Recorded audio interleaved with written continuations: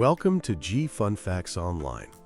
When we think of Pompeii, a single powerful image comes to mind. A city frozen in time, its people and places locked in ash by the catastrophic eruption of Mount Vesuvius in 79 AD. It's a story of sudden, complete annihilation. But what if that wasn't the end of the story? What if, from the absolute devastation, life began to claw its way back? Recent discoveries are painting a new, astonishing picture of Pompeii. It wasn't just a silent tomb. It was a city that had a second life, a story of tenacious survival and rebirth, both for the natural world and for humanity itself. Today, we're peeling back the layers of ash to uncover the story of the Phoenix City and how life returned to a place synonymous with death. To understand the miracle of this rebirth, we have to first appreciate the totality of the destruction. The eruption of Vesuvius wasn't just a disaster, it was an apocalypse for the region. A colossal pillar of gas, superheated ash and rock, shot miles into the sky, blotting out the sun and plunging the vibrant, bustling city into terrifying darkness. For the next 18 to 20 hours, Pompeii was pummeled by a relentless storm of pumice stones and ash. The weight alone was enough to make roofs collapse, trapping people inside. But the worst was yet to come. Following this initial phase were the pyroclastic surges. These are not like lava flows. They are superheated, fast-moving avalanches of toxic gas and volcanic particles, racing down the mountain at hundreds of miles per hour, with temperatures hot enough to boil brains and vaporize flesh instantly. They incinerated and suffocated everything and everyone in their path. The aftermath was a scene from a nightmare. The landscape was utterly transformed. Campania, once the fertile breadbasket of the Roman Empire, was now a sterile gray desert buried under meters of volcanic material. All vegetation, all wildlife was gone. The Sarno River, the lifeblood of the region, had its course violently altered, and the very coastline was redrawn. The air was poisoned with toxic gases, and fresh water sources were contaminated. The region around Pompeii was, for all intents and purposes, a lifeless moonscape. How could anything possibly survive, let alone thrive, in such an environment? And yet, almost as soon as the volcanic deposits cooled, the slow, silent process of nature's reclamation began. This is a process ecologists call primary succession, the colonization of a completely barren landscape, one without even soil. The very first pioneers in this hostile new world were almost certainly microorganisms and, crucially, lichens. Lichens are incredible organisms, a symbiotic partnership between a fungus and an alga. They are masters of survival, capable of colonizing bare rock. And the hardened lava flows from Vesuvius provided the perfect, if harsh, canvas. One of the key species we still see on Vesuvius today is a lichen fittingly named Stereocolon vesuvianum. This stringy, gray lichen is a world builder. It clings to the rock and secretes acids that ever so slowly, over immense periods of time, break the rock down. This is the very first step in the millennia-long process of creating new soil from stone. After the lichens established a fragile foothold, mosses would have followed, finding purchase in the tiny cracks and crevices where the lichens had started to create a rudimentary organic base. As these first pioneers lived and died, their decomposing bodies added more and more organic matter, slowly enriching this nascent soil. This paved the way for the next wave of life. Simple plants, like ferns and various hardy grasses, began to take root. Then came the wildflowers, adding defiant splashes of color to the monotonous gray. Species like red valerian, Helichrysum latorium, and varieties of cistus and artemisia would have started to dot the landscape. To get a sense of the timeline, we can look at a more recent, well-documented eruption, Mount St. Helens in 1980. There, ecologists were stunned to see plants like fireweed emerging from the ash just a few weeks after the eruption. While the climate and volcanic material are different, the recovery at Mount St. Helens gives us a model.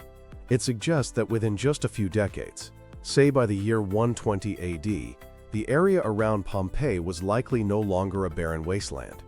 Instead, it would have been a mosaic of tough grasses, hardy shrubs, and the beginnings of a young forest, a testament to the inexorable, powerful march of nature. The return of plants and animals is astonishing enough. But perhaps the most surprising discovery of all is that humans also came back. For centuries, the assumption was that the survivors fled and never returned. The site was too dangerous, too haunted, too devastated. But recent excavations, especially in an area called the Insula Meridionalis, have unearthed compelling proof of a post-eruption settlement that lasted for centuries.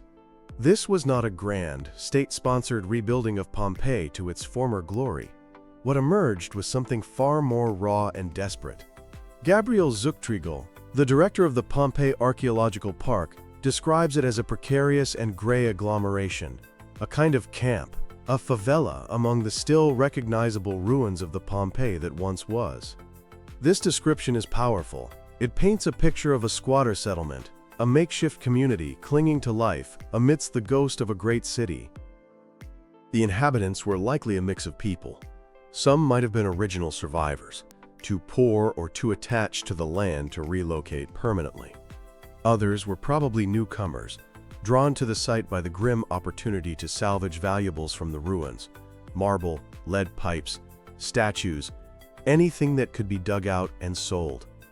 Life in this second Pompeii was a world away from the luxury and convenience of the pre-eruption city. The archaeological evidence tells a story of survival. People occupied the upper floors of buildings that still protruded from the deep layers of ash and pumice.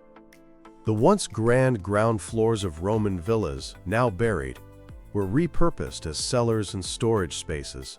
Archaeologists have found ovens for baking bread and millstones for grinding grain, signs of a subsistence economy focused on the bare necessities. Large, vaulted warehouses were crudely subdivided with new walls to create smaller living quarters. They even built new staircases to access these upper-level homes. It was a life without the amenities of a Roman city. No running water, no sewage system, none of the organized infrastructure that defined Roman urbanism. And yet, they persisted. The evidence shows this settlement wasn't just a brief, fleeting camp. It endured. The discovery of ceramics, coins from a succession of later Roman emperors, and even 5th-century oil lamps decorated with Christian symbols indicates that this community existed for a very long time. It appears there were two main phases of reoccupation, one from the late 1st to the early 3rd centuries AD, and another later phase from the 4th to the mid-5th century. Perhaps the most poignant discovery is the burial of a newborn baby, dating from between 100 and 200 AD. It's a simple, heartbreaking find, but it's also profound proof that the fundamental cycles of life, birth and death, had returned to the ruins. People were building lives here, forming families, and burying their dead. So what finally ended this second Pompeii? It seems it took another major eruption of Vesuvius in 472 AD. While not as devastating as the 79 AD event, this eruption was still powerful, sending pyroclastic flows and volcanic mud flows, known as lahars, across Campania. Ash from this event was reportedly carried as far as Constantinople. For the precarious community living among the ruins, this was likely the final blow, making continued habitation simply impossible. But while this small, tenacious group clung to life in the ruins, they were the exception. The majority of the survivors of the 79 AD eruption did what any of us would do. They fled and sought refuge in neighboring towns and cities. The response from the Roman government, under the Emperor Titus, was actually quite remarkable for its time. Titus appointed special officials to oversee the relief effort in Campania. He allocated significant funds, even from his own private wealth, to aid the displaced and help rebuild damaged areas. In a particularly pragmatic move, Land from those who had perished without heirs was reassigned to help rebuild the afflicted towns. We can actually trace where these refugees went. Historical records and archaeological finds, like inscriptions bearing the names of Pompeian families, show up in new places. The coastal towns of Cumae, Neapolis, which is modern Naples, and Puteoli became major destinations. In Naples, a whole new neighborhood, the Regio Herculanensis, was built specifically to house survivors from the other famously destroyed town, Herculaneum. These survivors were not just passive victims. They were skilled artisans, merchants, and entrepreneurs who brought their economic networks and cultural practices with them, enriching their new homes. A fantastic example is the Umbrici Scauri family. In Pompeii, they were famous as major producers of garum, the pungent fermented fish sauce that was a staple of the Roman diet. After the eruption destroyed their business, they didn't just give up. The family appears to have relocated to Puteoli, and shortly after their arrival, evidence for a new fish sauce manufacturing industry pops up in that city. They rebuilt their lives and their business. Other families, like the Caltilius and the Manassians, resettled in Ostia, the bustling port city near Rome itself, where they prospered and intermarried into the local elite. These are powerful stories of human resilience and adaptability. Beyond the human story, the eruption left a deep and lasting scar on the environment that went far beyond the immediate blast zone. The sheer volume of volcanic material that blanketed the region had long-term consequences. The Sarno River, as we mentioned, had its course changed, but it was also choked with volcanic debris for centuries. Each subsequent eruption would dump more sediment into the river system, further altering the floodplain and actually pushing the coastline further out to sea. The Bay of Naples itself was also profoundly affected. The pyroclastic flows that roared into the sea created a huge submarine fan of volcanic debris off the coast of Herculaneum. Scientists have taken sediment cores from the bay floor, and they can clearly see the distinct layers of ash from the 79 AD eruption, providing a perfect geological record of the event. These cores show that the eruption also triggered tsunamis and massive underwater landslides that reshaped the seabed.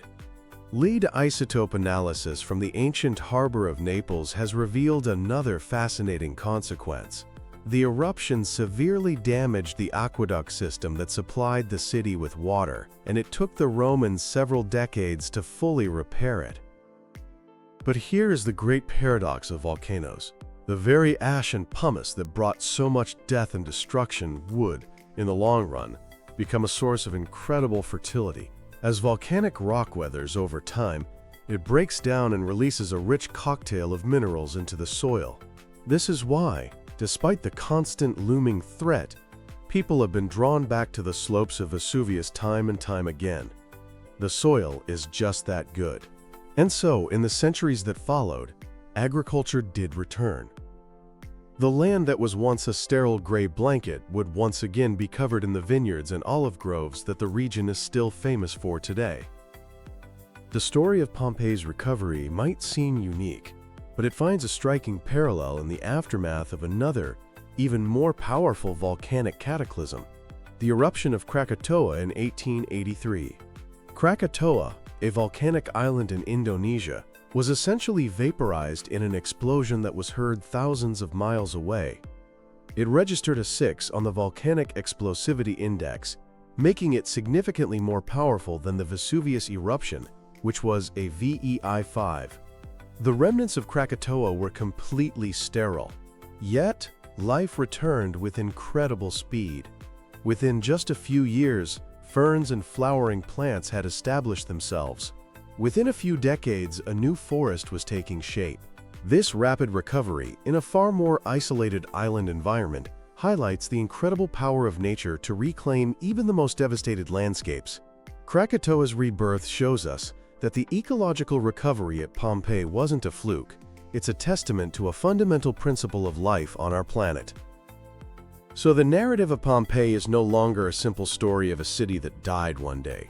It is a far more complex, more challenging, and ultimately more hopeful tale.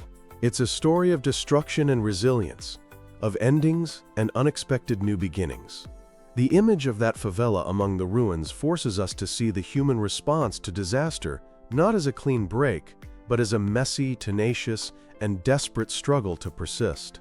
At the same time, the slow greening of the volcanic desert tells a parallel story of nature's own resilience.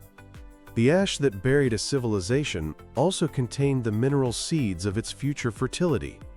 The silent ruins of Pompeii, we now know, have been whispering a story not just of death, but of a tenacious, surprising, and powerful second life. Thank you for listening to Fun Facts Online.